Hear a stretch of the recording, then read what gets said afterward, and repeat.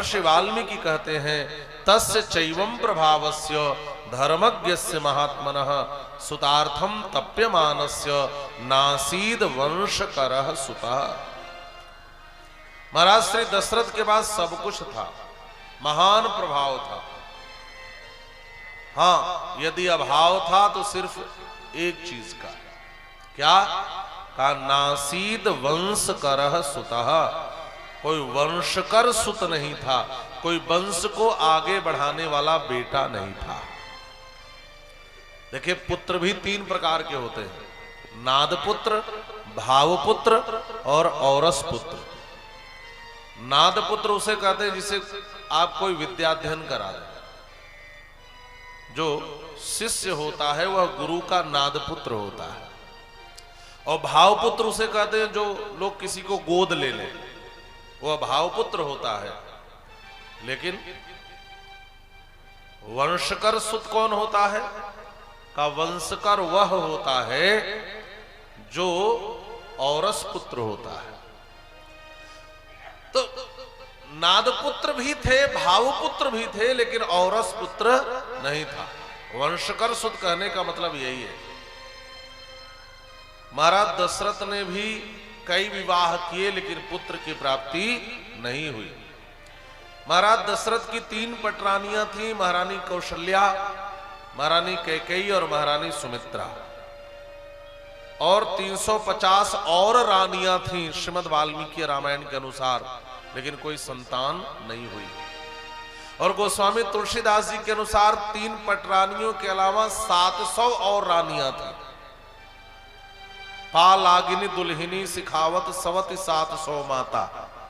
गोस्वामी तुलसीदास जी लिखते हैं, जब जानकी जी मिथिला से विदा होकर अयोध्या आई और इन तीनों माताओं को प्रणाम किया, तो कौशल्या मैया ने कहा, बहुरानी, ये जो 700 और खड़ी है ना, ये भी तुम्हारी सासू माता है या हमारी सौत है, इसलिए इनको भी प्रणाम करो।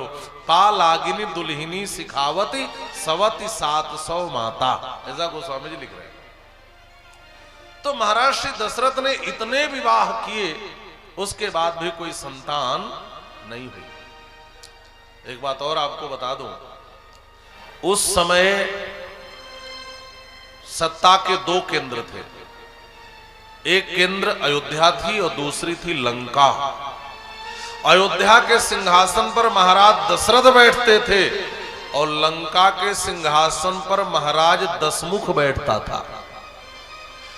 महाराज दशरथ को लोग श्रद्धा से चक्रवर्ती सम्राट मानते थे और दशमुख को लोग भय से सम्राट मानते थे।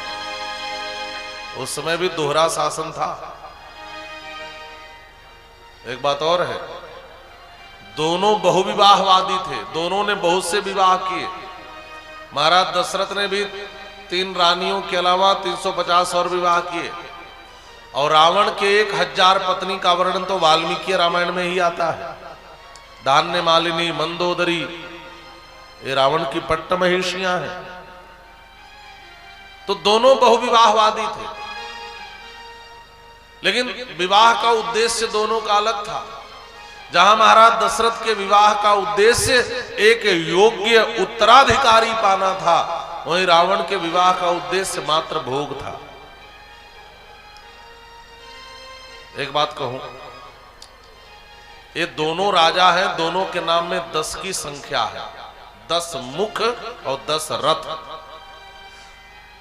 और आध्यात्मिक पक्ष से विचार करके देखें तो हमारे जीवन में भी दोहरा शासन है, और ये 10 की संख्या हम सबके जीवन में है। पंच ज्ञानेन्द्रिय और पंच कर्मेंद्रिय, ये 10 इंद्रियां हम सबको मिली है। दशरथ किसे कहते हैं और दशमुख किसे कहते हैं? दशरथ का अर्थ होता है दशसु दिक्षु गतो रथो यस्य स दशरथा।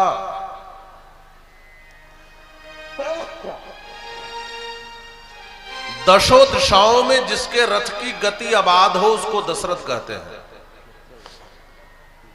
और दशमुख किसे कहते हैं? कहा जो 10 इंद्रियों से संसार को भोग मात्र की वस्तु समझे, वो दशमुख है।